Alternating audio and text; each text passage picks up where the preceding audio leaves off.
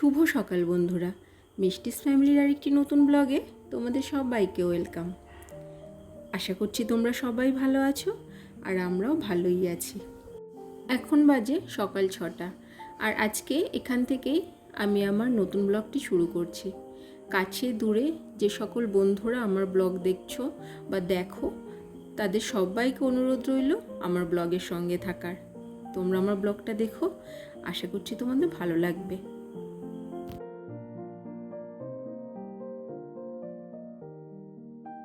সকালে ঘুম থেকে ওঠার পর ফ্রেশ হয়ে তারপরে প্রতিদিন সকালে যে সমস্ত কাজগুলো থাকে সেগুলো এখন আস্তে আস্তে এক এক করে করতে শুরু করে দিয়েছি।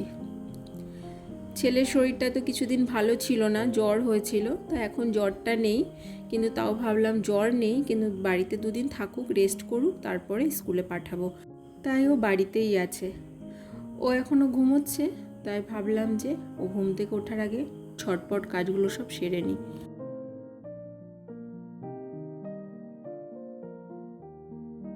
গত কয়েকদিন তো প্রচুর বৃষ্টি হয়েছে, সেটা আমি তোমাদের আমার আগের ভিডিওগুলোতে দেখিয়েছি। আর এই বৃষ্টিটা মোটামুটি সব জায়গায় হয়েছে। আজ অনেক দিন পর না খুব সুন্দর ঝলমলে রোদ উঠেছে। আশা করছি যে ওয়েদারটা আবার ভালোর দিকেই যাবে।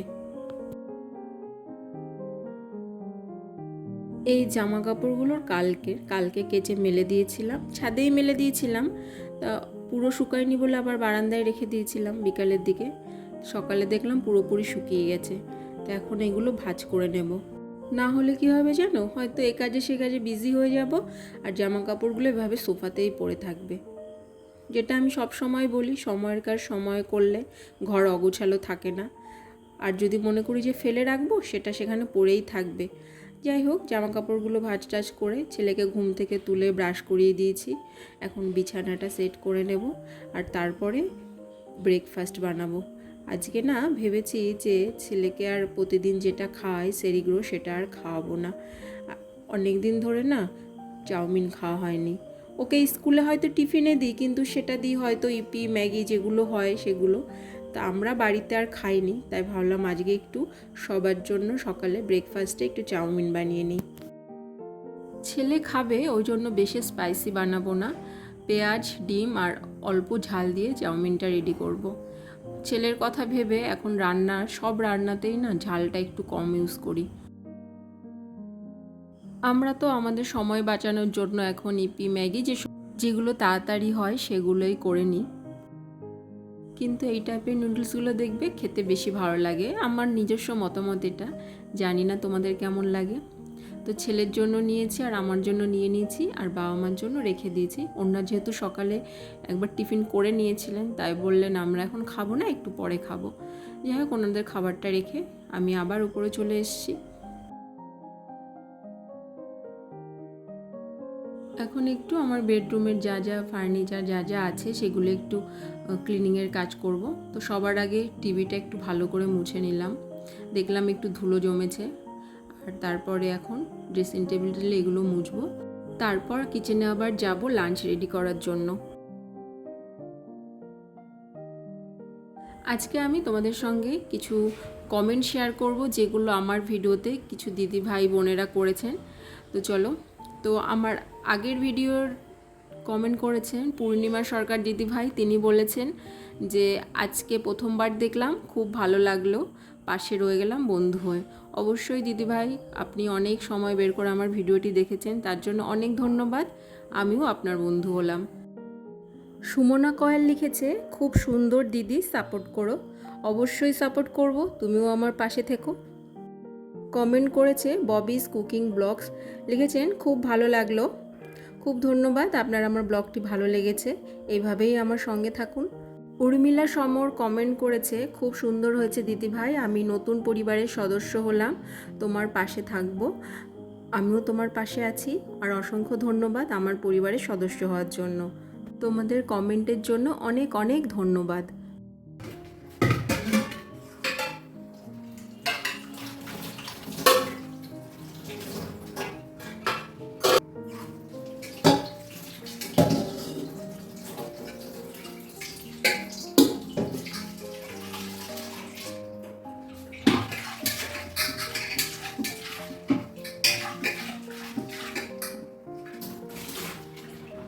তো উপরে সমস্ত কাজ কমপ্লিট করে এখন চলে এসেছি কিচেনে।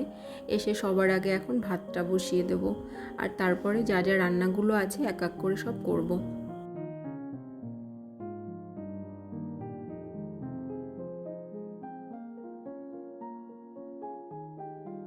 আমরা তো প্রতিদিন কিছু না কিছু সেদ্ধ খাই ভাতে, তা আজকে দিচ্ছি পেঁপে সেদ্ধ। পেঁপে সেদ্ধ বেশ ভালোই লাগে। আর করব ইলিশ মাছ। আজকে প্রথম এই সিজনে বাড়িতে ইলিশ মাছ আনা হলো, তো আজকে সর্ষে পোস্ত দিয়ে ইলিশ মাছটা করব। পোস্ত বাটা, নুন, হলুদ, তেল দিয়ে মাছটা ভালো করে মেখে বসিয়ে দেব, আর সর্ষেটা না পরে দেব।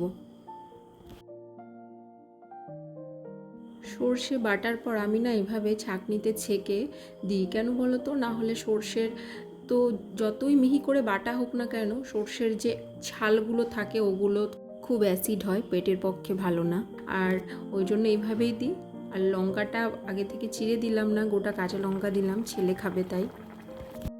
আর করা হয়েছে কাঁচকলা, আলু আর সজনে ডাঁটা আর চিংড়ি মাছ দিয়ে। আর আমাদের বাড়িতে রোজ তো ডাল হয়ই, ডাল ছাড়া আগেও বলেছি আমার শ্বশুরমশাই খেতে পারেন না। তো আজকে মোটামুটি অনেক আইটেমই রান্না করা হয়েছে। রান্না বান্না সব কমপ্লিট হয়ে গেছে, এখন রান্নাঘরের ক্লিনিংয়ের কাজটা করব। প্রতিদিন রান্নার শেষে কিচেন ক্লিনিং করা অবশ্যই প্রয়োজন, তাহলে দেখবে রান্নাঘরটা সবসময় পরিষ্কার পরিচ্ছন্ন থাকে, খুব বেশি নোংরা হয় না। ডেলি যদি এই নিয়ম অনুসারে আমরা কাজ করি, মানে সময়ের যতই ব্যস্ততা থাকুক না কেন, এই কাজটা মানে রান্নাঘরের এই রান্নার পরে ক্লিনিংয়ের কাজটা আমি মনে করি অবশ্যই করা উচিত। কেননা আমাদের তো যারা আমরা হাউসওয়াইফ তাদের তো অনেকটা সময় এই কিচেনেই কেটে যায়, আর সেই জায়গাটা যদি পরিষ্কার পরিচ্ছন্ন থাকে দেখবে মনটা এমনিই ভালো লাগবে। আর তখন না কিচেনে কাজ করার জন্য একটা পজিটিভ মাইন্ড কাজ করবে। আমার নিজের কাজের সুবিধার জন্য যেটা করলে ভালো হবে সেটা অবশ্যই করা উচিত, তাহলে দেখবে কাজ করার জন্য এনার্জি লেভেলটা সবসময় ঠিক থাকে।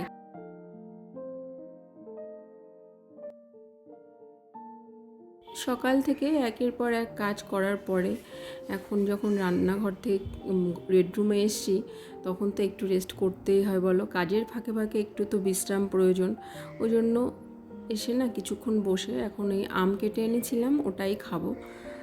আর তারপরে গিয়ে ছেলেকে স্নান করাবো আর আমি স্নান করব, তারপরে যা যা কাজ থাকে যেগুলো সেগুলো করব। আর এই আম জিনিসটা আমার এত পছন্দ, ফলের মধ্যে সবথেকে প্রিয় ফল আমার কাছে এটা। আর ওই জন্য যতদিন আমের সিজনটা থাকে আমি প্রতিদিনই প্রায় আম খাই। আমের সিজন চলে গেলে আমার খুব কষ্ট হয়। তো যাই হোক, স্নান করে কিছু জামা কাপড় কেচেছিলাম, সেগুলো সব নিয়ে এসেছি ছাদে মেলে দেওয়ার জন্য। আজকে যেহেতু ওয়েদারটা ভালো, ওই জন্য একটু বেশি জামা কাপড় কেচে দিয়েছি। আর বৃষ্টির জন্য না ঘরে দেখছিলাম বেড কভারগুলো কেমন যেন স্যাঁতস্যাঁতে হয়ে গেছিলো, বেড কভারগুলো দুটো কেচে দিয়েছি। এখন বাজে বিকেল 3:30 মতো। ছেলেকে খাইয়ে আমিও লাঞ্চ করে চলে এসেছি কিছুক্ষণ আগে। আর বর্ষাকাল যেহেতু অনেক চুল পড়ছে, ওই জন্য না আমি সব সময় দেখবে এই বারান্দায় দাঁড়িয়ে চুলটা আঁচড়ে নিই। ঘরের মধ্যে চুলটা আঁচড়ালে কি হয়, চুলটা এত পরিমাণে পড়বে তো এদিক ওদিক ছড়িয়ে ছিটে পরিষ্কার করলেও না তাও থেকেই যায়, কোথায় উড়ে উড়ে চুল চলে যায়, খুবই একটা সমস্যার ব্যাপার। অনলাইন থেকে ছেলের জন্য ওই হ্যাঙ্গিং টেবিল টেনিস ট্রেনার সেটটা অর্ডার দিয়েছিলাম, 2 দিন আগে জিনিসটা এসছে, তারপরে ওটা সেট করে দিয়েছি, ও মাঝে মধ্যে এটা নিয়ে খেলে। আর আমিও আমার সংসারের কাজের ফাঁকে ফাঁকে অবসর টাইমগুলো ওকে সঙ্গ দিই। আজকালকার তো বাচ্চারা আউটডোর গেমস বেশি খেলতে পারে না, ওই জন্য তাই ঘরের মধ্যে যতটা পারি ছেলের সঙ্গে এই সমস্ত খেলাধুলার মাধ্যমে সময় কাটানোর, যাতে ওর ভালো লাগে। আর আমিও না এই সময়টা খুব উপভোগ করি। প্রতিদিনের জীবনে এই ছোট ছোট খুশি, ছোট ছোট আনন্দ দেখবে আমাদের নতুন করে বাঁচতে শেখায়, জীবনটা না অনেক আনন্দে ভরে ওঠে। এবার তুমি এসে দাও, তুমি এসে দাও, তুমি এসে দাও, আস্তে দেবে, আস্তে, এই জোরে দিলে কিন্তু ওটা এক্ষুনি নষ্ট হয়ে যাবে। দাও, ঠিক আছে।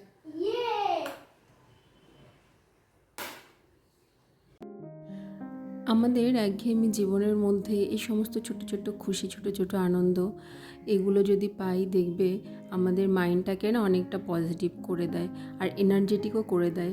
আর আমি না এই জন্য যতটা সময় পারি আমার ছেলে যখন এই খেলা করে বা কিছু, ওর একা খেলছে কিন্তু তাও চেষ্টা করি যে ওর সাথে আমিও কিছুটা সময় কাটানোর।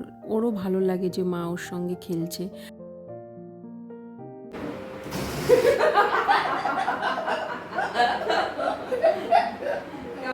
তো এখন বাজে প্রায় 4:30 মতো, ছেলেকে ঘুম পাড়াবো আর আমি এখন গাছে জল দিচ্ছি, এরপর আমিও একটু ঘুমোবো।